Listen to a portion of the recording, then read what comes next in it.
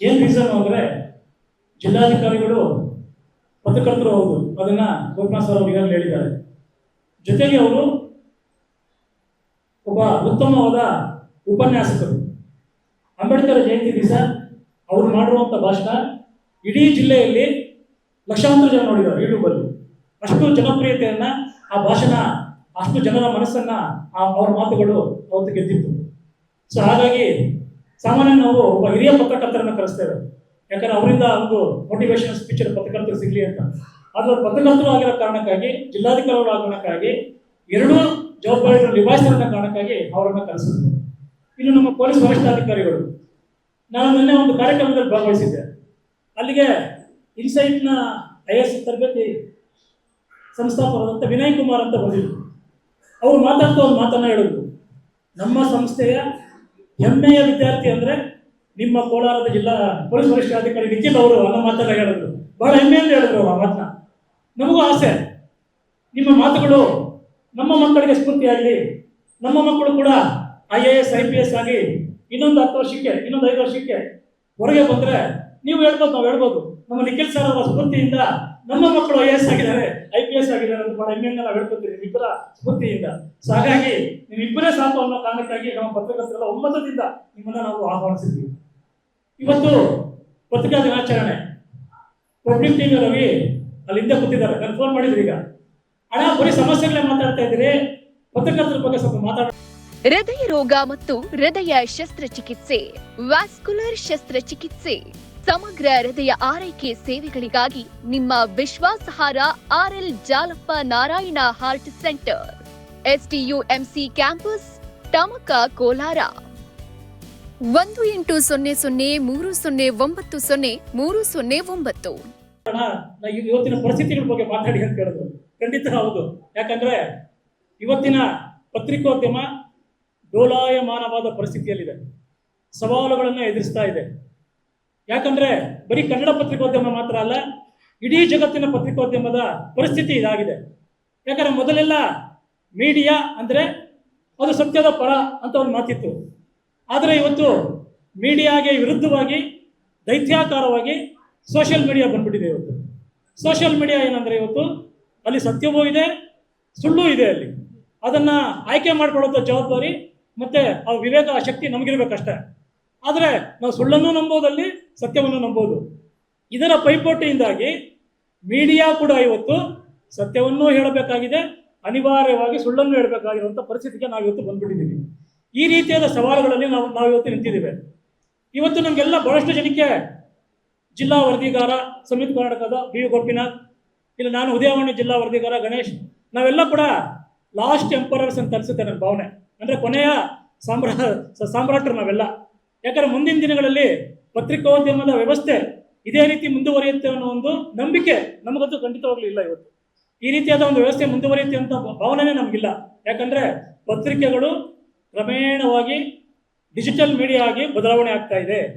ಕೇವಲ ನಾಮಕಾವಸ್ಥೆಗೆ ಮಾತ್ರನೇ print media ಇವತ್ತು ಮುದ್ರಣ ಆಗ್ತಾ ಇರೋಂಥದ್ದು, ಕೇವಲ ನಾಮಕಾವಸ್ಥೆ. ಯಾಕಂದ್ರೆ ಪ್ರಜಾವಾಣಿ ಆಗಿರ್ಬೋದು, ಉದಯವಾಣಿ ಆಗಿರ್ಬೋದು, ಸಂಯುಕ್ತ ಕರ್ನಾಟಕ ಆಗಿರ್ಬೋದು, ವಿಜಯವಾಣಿ ಆಗಿರ್ಬೋದು, ಎಲ್ಲ ಪತ್ರಿಕೆಗಳು ಅನಿವಾರ್ಯವಾಗಿ ಪ್ರಿಂಟ್ ಮೀಡಿಯಾನ ಶುರು ಮಾಡಿಬಿಟ್ಟಿದ್ದೀವಿ ನಾವು. ಆದರೆ ಇದೇ ಪ್ರಿಂಟ್ ಮೀಡಿಯಾ ಇನ್ನೊಂದು 10 ವರ್ಷ ಉಳಿತದೆ ಅನ್ನೋ ಒಂದು ನಂಬಿಕೆ ಮತ್ತು ಧೈರ್ಯ ನಮ್ಗೆ ಇವತ್ತು ಹೇಳೋಕ್ಕೆ ಸ್ಥಿತಿಯಲ್ಲಿ ಇಲ್ಲ.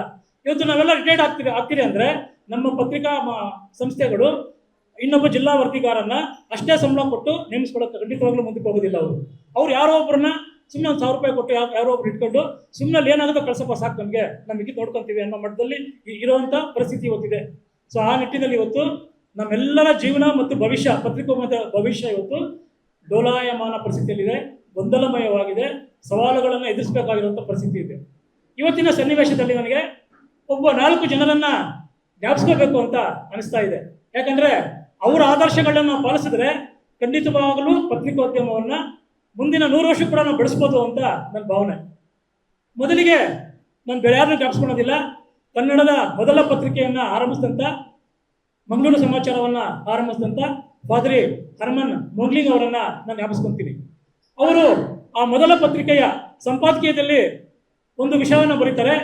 ನಾನು ಈ ಪತ್ರಿಕೆಯನ್ನು ಯಾಕೆ ಆರಂಭಿಸಿದೆ ಅಂದರೆ, ಇವತ್ತು ಸುಳ್ಳು ಜನರಿಗೆ ಮುಟ್ಟುವ ಒಳಗಾಗಿ, ಸತ್ಯ ಜನರಿಗೆ ಮುಟ್ಟುವ ಒಳಗಾಗಿ ಸುಳ್ಳು ಅನ್ನುವಂಥದ್ದು ಪೇಟೆ ಬೀದಿಯಲ್ಲಿ ಎಲ್ಲ ಊರೆಲ್ಲ ಓಡಾಡ್ಕೊಂಡು ಬಂದು ಹರಡಿರುತ್ತದೆ. ಇದಕ್ಕೆ ವಿರುದ್ಧವಾಗಿ ಸತ್ಯವನ್ನು ಮಾತ್ರ ತಿಳಿಸಬೇಕು ಅನ್ನೋ ಕಾರಣಕ್ಕಾಗಿ ನಾನು ಈ ಪತ್ರಿಕೆಯನ್ನ ಮುದ್ರಣ ಮಾಡ್ತಾ ಇದ್ದೀನಿ ಅನ್ನೋ ಒಂದು ಮಾತನ್ನು ಅವರು ಮೊದಲ ಸಂಪಾದಕೀಯದಲ್ಲಿ ಹೇಳ್ತಾರೆ.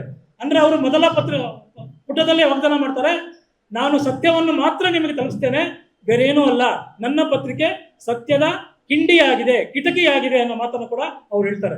ಸೊ ಹಾಗಾಗಿ ಪತ್ರಿಕೋದ್ಯಮ ಅನ್ನುವಂಥದ್ದು ಸತ್ಯವನ್ನು ಮಾತ್ರ ಪ್ರತಿಪಾದಿಸಬೇಕು ಅನ್ನೋ ಒಂದು ಪಾಠವನ್ನು ಅವರು ನಮಗೆ ಕನ್ನಡ ಪತ್ರಿಕೋದ್ಯಮದ ಮೊದಲ ಪತ್ರಿಕೆಯ ಮೊದಲ ಸಂಚಿಕೆಯಲ್ಲೇ ಕೊಟ್ಟಿದ್ದಾರೆ. ಸೊ ಅದು ನಮ್ಮ ಪತ್ರಕರ್ತರಿಗೆ ಇವತ್ತು ಬಹಳ ದೊಡ್ಡ ಪಾಠ ಆಗಬೇಕಾಗಿದೆ.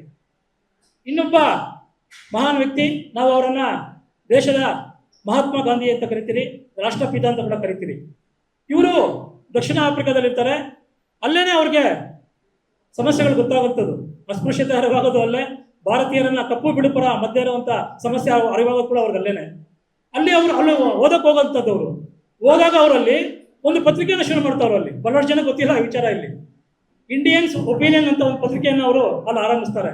ಆ ಪತ್ರಿಕೆಯ ಮೂಲ ಆಕಾರ ಏನಪ್ಪಾ ಅಂದ್ರೆ, ದಕ್ಷಿಣ ಆಫ್ರಿಕಾದಲ್ಲಿ ಕರಿಯ ಭಾರತೀಯರು ಏನೇ ಸಮಸ್ಯೆಗಳನ್ನ ಎದುರಿಸ್ತಾ ಇದ್ದೀವಿ ಅನ್ನುವಂಥದ್ದನ್ನ ಅಲ್ಲಿ ಅವರು ಆ ಪತ್ರಿಕೆಯ ಮೂಲಕ ಪ್ರತಿಪಾದಿಸ್ತಾರೆ. ಆನಂತರ ಅವರು ಭಾರತಕ್ಕೆ ಬರ್ತಾರೆ. ಭಾರತದಲ್ಲಿ ಯಂಗ್ ಇಂಡಿಯಾ ಅಂತ ಒಂದು ಪತ್ರಿಕೆಯನ್ನ ಆರಂಭಿಸ್ತಾರೆ. ಅದರ ಮೂಲ ಉದ್ದೇಶ ಏನಪ್ಪಾ ಅಂದ್ರೆ, ಸ್ವಾತಂತ್ರ್ಯ ಸಮರಕ್ಕೆ ಯುವ ಪೀಳಿಗೆಯನ್ನ, ಯುವಕರನ್ನ ಸಜ್ಜುಗೊಳಿಸೋದಕ್ಕೆ ಆ ಪತ್ರಿಕೆಯನ್ನ ಅವರು ಬಳಸ್ಕೊಳ್ತಾ ಇರ್ತಾರೆ. ಆನಂತರ ನವಜೀವನ ಅಂತ ಒಂದು ಪತ್ರಿಕೆಯನ್ನ ಗುಜರಾತಿ ಮತ್ತು ಸ್ಥಳೀಯ ಭಾಷೆಗಳಲ್ಲಿ ಪ್ರಕಟ ಮಾಡ್ತಾರೆ. ಅದರ ಉದ್ದೇಶ ಕೂಡ ಸ್ವಾತಂತ್ರ್ಯ ಚಳವಳಿಗೆ ಪೂರಕವಾದ ಒಂದು ಲೇಖನಗಳನ್ನ ಸ್ಥಳೀಯರಿಗೆ ಗೊತ್ತಾಗ್ಲಿ ಅಂತ ಸ್ಥಳೀಯ ಭಾಷೆಯಲ್ಲಿ ಅದರಲ್ಲಿ ಪ್ರಕಟ ಮಾಡ್ತಾರೆ. ಇನ್ನೊಂದು ಬಹಳ ಮುಖ್ಯವಾಗಿ ಮಹಾತ್ಮ ಗಾಂಧೀಜಿಯವರು ಇನ್ನೊಂದು ಪತ್ರಿಕೆಯನ್ನು ಕೂಡ ಆರಂಭಿಸ್ತಾರೆ. ಅದು ಹರಿಜನ ಅಂತ ಒಂದು ಪತ್ರಿಕೆಯನ್ನು ಆರಂಭಿಸ್ತಾರೆ. ಅದರ ಮೂಲ ಉದ್ದೇಶ ಇಲ್ಲಿನ ಅಸ್ಪೃಶ್ಯರನ್ನು ಕೂಡ ಸ್ವಾತಂತ್ರ್ಯ ಸಂಗ್ರಾಮಕ್ಕೆ ಸೆಳೆಕೊಳ್ಳುವಂಥದ್ದೇ ಅದರ ಮುಖ್ಯ ಉದ್ದೇಶ ಕೂಡ ಆಗಿರ್ತದೆ. ಸೊ ಹಾಗಾಗಿ ಮಹಾತ್ಮ ಗಾಂಧಿಯವರು ಒಂದು ವಿಚಾರವನ್ನು ನಂಬಿರ್ತಾರೆ, ಪತ್ರಿಕೆಗಳ ಮೂಲಕ ಇಡೀ ಸಮಷ್ಟಿ ಅಂದ್ರೆ ಜನರ ಮನೋಭಾವನೆಗಳನ್ನ ನಾವು ಕ್ರೋಢೀಕರಿಸ್ಬೋದು, ಅವರ ಭಾವನೆಗಳನ್ನ ನಾವು ಏಕೀಭವಿಸ್ಬೋದು, ಮತ್ತೆ ಅವರಿಗೆ ಯಾವ ರೀತಿ ದಿಕ್ಕಲ್ಲಿ ಸಾಕ್ಬೇಕು, ನಾವು ಏನನ್ನು ನಾವು ಆಯ್ಕೆ ಮಾಡ್ಕೊಳ್ಬೇಕು ಅನ್ನೋ ರೀತಿಯಾದ ಆಯ್ಕೆಗಳನ್ನ ನಾವು ಪತ್ರಿಕೆ ಮೂಲಕ ಕೊಡಬಹುದು ಅನ್ನೋ ಒಂದು ವಿಚಾರವನ್ನು ಅವರು ಅರ್ಥಕೊಂಡಿರ್ತಾರೆ. ಹಾಗಾಗಿ ಅವರು ತಮ್ಮ 4 ಪತ್ರಿಕೆಗಳಲ್ಲಿ ಈ ರೀತಿಯಾದ ವಿಚಾರವನ್ನ ಕೊಡ್ತಾರೆ. ಇವತ್ತಿನ ಪತ್ರಕರ್ತರು ಕೂಡ ಮಹಾತ್ಮ ಗಾಂಧೀಜಿಯವರು ಯಾಕೆ ಬೇಕು ಅಂದ್ರೆ, ಇವತ್ತು ನಾವು ಸಮಾಜ ಯಾವ ದಿಕ್ಕಿನಲ್ಲಿ ಸರಿಯಾಗಿ ಸಾಗಬೇಕಾಗಿದೆ, ಯಾವ ವಿಚಾರಕ್ಕಾಗಿ ಒಂದಾಗಬೇಕಾಗಿದೆ, ಯಾವ ವಿಚಾರಕ್ಕೆ ಒಗ್ಗೂಡಬಾರದು, ಯಾವ ವಿಚಾರಕ್ಕೆ ಒಗ್ಗೂಡಬೇಕು ಅನ್ನುವಂಥದ್ದನ್ನ, ಯಾವ ವಿಚಾರದಲ್ಲಿ ಗಟ್ಟಿಯಾಗಿ ಧ್ವನಿ ಎತ್ತಬೇಕು ಅನ್ನೋ ಅಂಶಗಳನ್ನು ಕೂಡ ನಾವು ಮಹಾತ್ಮ ಗಾಂಧಿಯವರ ರೀತಿಯಲ್ಲಿ ಪತ್ರಿಕೆಗಳಲ್ಲಿ ಪ್ರಕಟ ಮಾಡಬೇಕಾಗಿರುವಂಥದ್ದು ನಮ್ಮ ಇವತ್ತು ಉದ್ದೇಶ ಮತ್ತು ಅನಿವಾರ್ಯತೆ ಆಗಿದೆ. ಇನ್ನೊಬ್ಬ ಮಹಾನ್ ವ್ಯಕ್ತಿಯನ್ನ ನಾನು ನೆನಪಿಸ್ತೇನೆ. ಅವ್ರು ಯಾರು ಅಲ್ಲ, ನಮ್ಮ ಸಂವಿಧಾನದ ಕರ್ತೃ ಡಾಕ್ಟರ್ BR ಅಂಬೇಡ್ಕರ್ ಅವರು. ಅಂಬೇಡ್ಕರ್ ಅವರು ಸ್ವಾತಂತ್ರ್ಯ ಹೋರಾಟಗಾರರು, ಅನೇಕ ಪದವಿಗಳನ್ನ ಪಡ್ಕೊಂಡಿದ್ದಾರೆ. ಆದರೆ ಅವರು ಪತ್ರಿಕೋದ್ಯಮದಲ್ಲೂ ಕೂಡ ಬಹಳ ದೊಡ್ಡ ನಂಬಿಕೆಯನ್ನ ಇಟ್ಟಿದ್ರು. ಅವರು ತಮ್ಮ ಜೀವಮಾನದಲ್ಲಿ 5 ಪತ್ರಿಕೆಗಳನ್ನ ಪ್ರಕಟ ಮಾಡ್ತಾರೆ. ಒಂದು ಮೂಕನಾಯಕ, ಒಂದು ಪ್ರಬುದ್ಧ ಭಾರತ, ಬಹಿಷ್ಕೃತ ಭಾರತ, ಸಮತ, ಜನತಾ, ಈ ರೀತಿಯಾದ ಒಂದು 5 ಪತ್ರಿಕೆಗಳನ್ನ ಪ್ರಕಟ ಮಾಡ್ತಾರೆ. ಈ 5 ಪತ್ರಿಕೆಗಳ ಉದ್ದೇಶ ಒಂದೇ, ಇಲ್ಲಿನ ಅಸ್ಪೃಶ್ಯರ ಸಮಸ್ಯೆಗಳನ್ನ, ಶೋಷಿತರ ಸಮಸ್ಯೆಗಳನ್ನ, ಬಡವರ ಸಮಸ್ಯೆಗಳನ್ನ, ದೀನ ದಲಿತರು, ಹಿಂದುಳಿದವರ ಸಮಸ್ಯೆಗಳನ್ನ ಮುಖ್ಯವಾಹಿನಿಗೆ ತೋರಿಸುವಂತದನ್ನ ಅವರ ಮುಖ್ಯ ಉದ್ದೇಶ ಆಗಿರ್ತದೆ. ಆ ಕಾಲಘಟ್ಟದಲ್ಲಿ ಸ್ವಾತಂತ್ರ್ಯ ಚಳವಳಿ, ಬ್ರಿಟಿಷರ ದಾಸ್ಯದಿಂದ ನಾವು ಬಿಡುಗಡೆ ಆಗ್ಬೇಕು ಅಂತ ಇಡೀ ದೇಶ ಕೂಗಾಡ್ತಾ ಇರ್ತದೆ. ಆದ್ರೆ ಅಂಬೇಡ್ಕರ್ ಅವರು ಈ ಪತ್ರಿಕೆಗಳ ಮೂಲಕ ಹೇಳ್ತಾರೆ, ಅಪ್ಪ ಸ್ವಾಮಿ, ನೀವು ದಾಸ್ಯದಿಂದ ಬಿಡುಗಡೆ ಆಗ್ಬೇಕು ಅಂತ ಇದ್ದೀರಿ, ನಿಮ್ಮ ದಾಸ್ಯಕ್ಕೆ ಒಳಗಾಗಿ ಇಲ್ಲಿ ಒಂದು ಸಮುದಾಯ ಸಾಯ್ತಾ ಇದೆ, ಅವ್ರನ್ನ ಬಿಡುಗಡೆ ಮಾಡ್ರ ಅಂತ ಅವರು ಈ 5 ಪತ್ರಿಕೆಗಳ ಮೂಲಕ ತಮ್ಮ ಅಭಿಪ್ರಾಯಗಳನ್ನ ವ್ಯಕ್ತಪಡಿಸ್ತಾರೆ.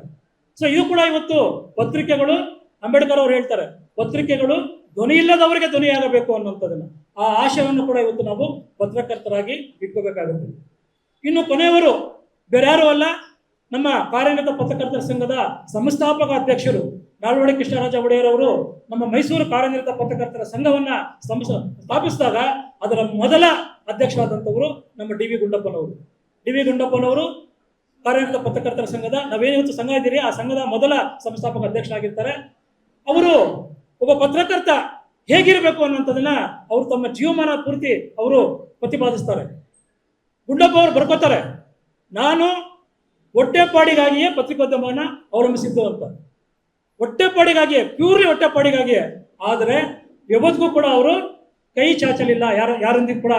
ನಿನ್ನ ಬಗ್ಗೆ ಹೊಗಳಿ ಆರ್ಟಿಕಲ್ ಬರೀತೀನಿ, ನಿನ್ನ ಪರವಾಗಿ ಆರ್ಟಿಕಲ್ ಬರೀತೀನಿ, ನೀನು ಕಾಸು ಕೊಟ್ಟರೆ ನಿನ್ನ ಪರವಾಗಿ ಆರ್ಟಿಕಲ್ ಬರೀತೀನಿ, ಈ ರೀತಿಯಾಗಿ ಯಾವತ್ತೂ ಕೂಡ ಡಿ ವಿ ಗುಂಡಪ್ಪನವರು ಆರ್ಟಿಕಲ್ ಅನ್ನ ಬರೆದವರಲ್ಲ. ಸತ್ಯದ ಹಾದಿಯಲ್ಲಿ, ನ್ಯಾಯದ ಹಾದಿಯಲ್ಲಿ ಲೇಖನಗಳನ್ನು ಬರೆದು, ಇಂಗ್ಲಿಷ್ ಮತ್ತು ಕನ್ನಡ ಪತ್ರಿಕೋದ್ಯಮದಲ್ಲಿ ಲೇಖನಗಳನ್ನು ಬರೆದು ಅವರು ನ್ಯಾಯದ ಹಾದಿಯಲ್ಲಿ ಸಂಪಾದನೆ ಮಾಡಬೇಕು ಅನ್ನೋಂಥ ಪಾಠವನ್ನ ನಮ್ಗವ್ರು ಇವತ್ತು ಪತ್ರಕರ್ತರಿಗೆ ಹಾಕಿಕೊಟ್ಟಿದ್ದಾರೆ. ಆದರೆ ಇವತ್ತು ನಾವು ಎಷ್ಟು ನ್ಯಾಯದ ಹಾದಿಯಲ್ಲಿ ಇದ್ದೀವಿ ಅನ್ನೋ ಒಂದು ಆತ್ಮಾವಲೋಕನವನ್ನ ನಾವು ಮಾಡ್ಕೋಬೇಕಾಗುತ್ತೆ. ಇವತ್ತು ಡಿ ವಿ ಗುಂಡಪ್ಪನವರು ಅವರಿಗೆ ಎಲ್ಲೋ ಒಂದು ಫಂಕ್ಷನ್ಗೆ ಹೋದಾಗ ಸನ್ಮಾನ ಮಾಡಿ ಚೆಕ್ಗಳನ್ನು ಕೊಟ್ಟಿರ್ತಾರೆ ಅವ್ರಿಗೆ ಕೊಡುಗೆಯಾಗಿ. ಆದರೆ ಅವರು ಅದ್ಯಾವುದೇ ಚೆಕ್ಗಳನ್ನು ಕೂಡ ಡ್ರಾ ಮಾಡಿರೋದಿಲ್ಲ. ಅವರು ಸತ್ತಾಗ ಅವರ ಪೆಟ್ಟಿಗೆಯನ್ನು ತೆಗೆದಾಗ ಅಷ್ಟೂ ಚೆಕ್ಗಳು ಅಲ್ಲಿ ಅಲ್ಲಿ ಅಲ್ಲಿ ಬಿದ್ದಿರ್ತದಲ್ಲಿ ಅವ್ರು ಯಾವತ್ತೂ ಡ್ರಾ ಮಾಡಿರಲ್ಲ. ಅಂದ್ರೆ ಸುಲಭವಾಗಿ ಬಂದ್ರೆ ನನಗೆ ಒಂದು ನ್ಯಾಯಪೈಸೆ ಕೂಡ ಬೇಡ, ನನ್ನ ಕಷ್ಟಾರ್ಜಿತವಾಗಿ ಏನ್ ದುಡಿತೀನೋ ಅದು ಮಾತ್ರ ನನಗೆ ಪಾಲಕ್ ಸೇರ್ಬೇಕಾಗಿರುವಂಥದ್ದು ಅನ್ನೋ ಮಾತನ್ನು ಕೂಡ ಅವ್ರು ಹೇಳ್ತಾರೆ. ಇವತ್ತು ಪತ್ರಿಕೋದ್ಯಮ ದೊಡ್ಡ ಮಟ್ಟದಲ್ಲಿ ಟೀಕೆಗಳಿಗೆ ಒಳಗಾಗಿದೆ. ಇದು ಹೊಸದೇನಲ್ಲ ಇದು. ಯಾಕಂದ್ರೆ ಮಹಾತ್ಮ ಗಾಂಧೀಜಿಯವರು ಏನು ಪತ್ರಿಕೆಗಳನ್ನ ಪಟ್ಟ ಮಾಡಿದ್ರು, 2 ಇಂಗ್ಲಿಷ್ ಪತ್ರಿಕೆ, 2 ಸ್ಥಳೀಯ ಭಾಷೆಗಳಲ್ಲಿ ಪತ್ರಿಕೆಗಳು, ಗುಜರಾತಿ ಪತ್ರಿಕೆಗಳಲ್ಲೂ. ಆಗಿನ ಕಾಲಘಟ್ಟದಲ್ಲೇ ಅಂಬೇಡ್ಕರ್ ಅವರು ಮಹಾತ್ಮ ಗಾಂಧೀಜಿಯವರ ಪತ್ರಿಕೆಗಳ ಕಟ್ಟು ಟೀಕಾಕಾರರಾಗಿರ್ತಾರೆ.